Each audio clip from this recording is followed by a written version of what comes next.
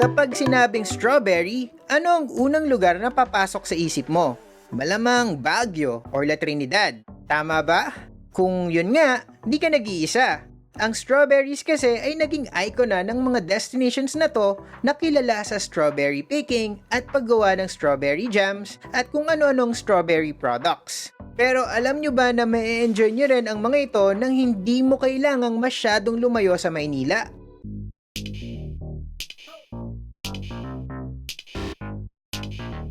Hey there, poor traveler! We are Vince and Josh. Welcome sa bayan ng Alfonso, malapit lang sa Tagaytay. And in this video, samahan nyo kaming kumain at maglibot-libot dito sa Queen Strawberry Farm. Before we begin, don't forget to like this page if you're on FB or subscribe to this channel if you're on YouTube and tap the bell icon to get notified when we upload new travel videos. Ang Queen Strawberry Farm ay isang farm-to-table agritourism complex composed of, well, a farm, restaurant, and bed and breakfast. Dito, pwede ka mag-overnight stay sa B&B and pwede ring day trip lang and mag-try ng mga farming activities nila like strawberry picking and rod fishing. Pero, nagpunta kami dito para, well, kung nakasubscribe kayo sa channel na to, malamang alam nyo na. Kumain! Ang Queen's Restaurant ang dining area ng complex. It is housed in an airframe building, kaya naman marami ang natutuwang magpicture sa facade nito. Sobrang spacious sa loob and high ceiling din, kaya hindi mainit and hindi siksikan. Sa tansya ko, siguro kaya nito up to 80 diners sa loob at once, with still plenty of room to move around. Di lang yun, may spiral staircase din that will lead you to the second level. Minsan daw ay may mga tables din dito, pero dahil medyo maaraw ay hindi na muna nila sinet. Bukod sa nagbebenta sila ng fresh strawberries, this resto also takes pride in incorporating strawberries in many of the items on its menu. From its salads na may strawberry vinaigrette, to desserts like strawberry cheesecake, to drinks like strawberry milkshake. But it's not a simple cafe or milkshake bar. It's a proper restaurant with a rich menu that spans all-day breakfasts to heavy proteins like its signature 6-hour smoked pork belly and bulalo.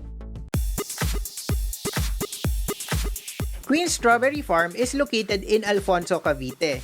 It's often marketed as near Tagaytay because it is less than 15 minutes from key Tagaytay landmarks like Sky Ranch or Mendez Crossing, or less than 20 minutes from Olivares. If you're coming from Manila, here's how to get there.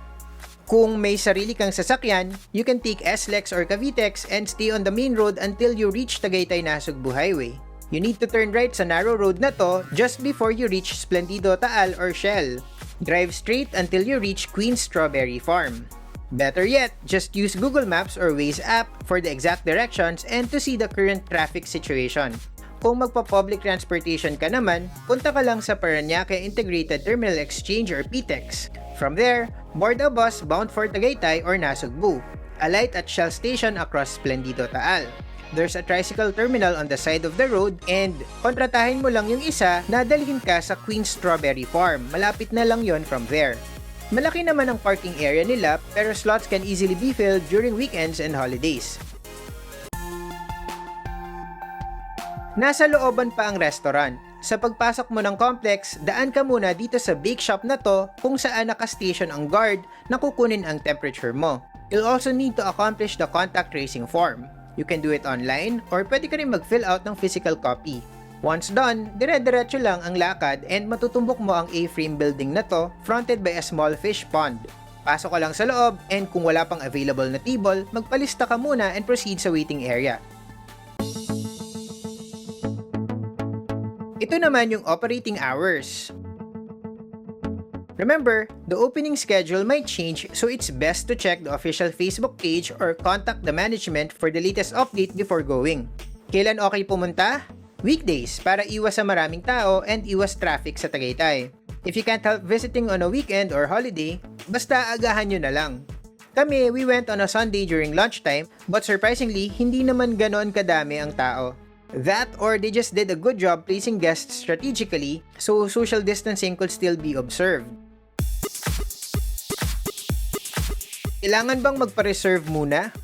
Hindi naman kung kakain ka lang naman sa restaurant. Pero if gusto nyo mag-try ng ibang activities like strawberry picking and rod fishing, you need to reserve kasi limited lang ang slots. You may check their website for the updated schedule. Pero ito yung mga fees for rod fishing.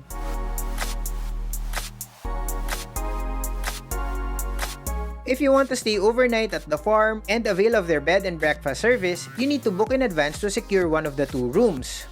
Pero gaya na sabi ko kanina, kung restaurant lang naman or yung bake shop lang ang pinunta mo, you may just go ahead and visit even without advance reservation. Are kids and senior citizens allowed? During our visit, kids and fully vaccinated senior citizens are welcome. Even pets are also allowed in the alfresco dining area. The farm's open space is perfect for outdoor activities that cater to everyone, families, friends, and partners. Pero reminder, protocols frequently change, so make sure to contact the management first. What's on the menu?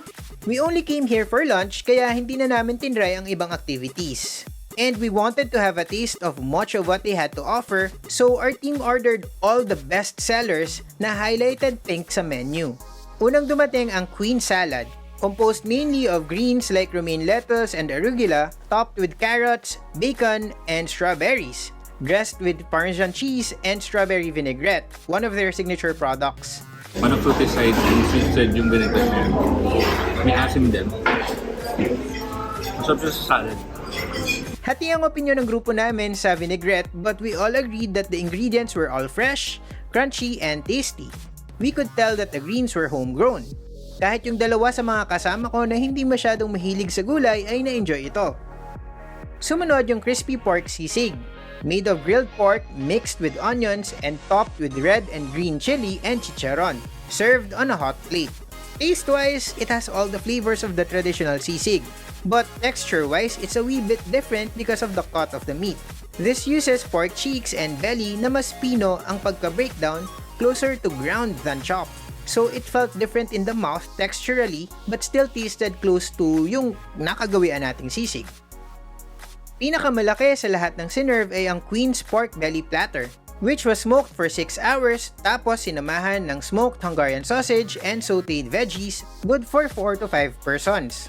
Itong pinakamahal na item sa menu nila and sa totoo lang ay nag-alinlangan kaming orderin. Pero para na rin makover namin dito sa vlog na to and dahil highly recommended ng staff, sige na nga. In-order na rin namin at umasang hindi namin pagsisisihan. And hindi nga kasi the meat was so tender and packed with flavor. Yung American breakfast set naman nila composed of a stack of 3 pancakes, smoked lechon belly bacon, and 2 eggs. The pancakes were airy and fluffy pero they must have been sitting on the plate for quite a while before it was served because it had already absorbed the syrup that came with it. But the fresh strawberries on top provided the tanginess that complemented the sweetness really well. Yung bacon naman, although well-seasoned and crispy, tapos sa smokiness na yun yung normally hinahanap namin sa bacon. And now, dessert! The strawberry cheesecake is your typical cafe chain cheesecake. But it's saved by the sour-sweet combo of their homemade strawberry jam. It sits on a graham crust and served with whipped cream and sliced strawberries too. Nag-order din kami ng 2 milkshakes. The strawberry milkshake uses fresh strawberries, at least for the most part. But the mango milkshake did taste artificial. Ito naman yung iba pang mga items sa menu nila.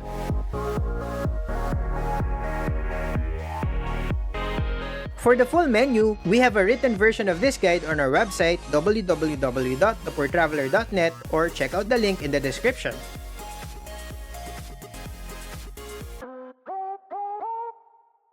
Ang tanong, is it worth it? Overall, the food was a hit or miss for us. Curiously, it was the savory mains that we loved more than the strawberry-flavored dessert and drink. The ambience was quite good, appropriate for families and barkada trips. Friendly, polite, and approachable din ang staff. To be honest, may mga order kami na medyo natagalan dumating. Pero nagkataon lang siguro kasi pinapanood namin yung mga katabi namin and mabilis naman na nafi-flip yung mga tables. Things like this happen and for us, it's really how you deal with the situation and I think they responded to it really well. Besides, dahil maganda nga yung setting, we didn't really mind the long wait. I just used the time to take snaps at some of their photo spots and I got to explore the farm. If you're expecting a gourmet experience, then this might not be the place for you. But if you just want a different dining experience while nasa Alfonso ka or nasa Tagaytay ka or on the way ka to Batangas, then a stop here could be worth it. The bigger question for me is, will we return? And the answer to that is yes. Babalikan ko pa rin naman to kasama na yung family next time. If you need more information about traveling around Tagaytay and surrounding areas, you'll find comprehensive travel guides with sample itineraries on our website, www.thepoortraveler.net, or check out the links in the description. If may questions kayo or may mga suggestions kayo na gusto nyong i-cover namin sa future videos, comment lang kayo below. You can follow or message us on Instagram, TikTok, and Twitter. Just look for @thepoortraveler single L. Kung meron din kayong Spotify or Apple Podcasts account, follow and tune in to the Poor Traveler Podcast. That's all for now. Remember, plan smart, travel safe, and make every food trip worth it.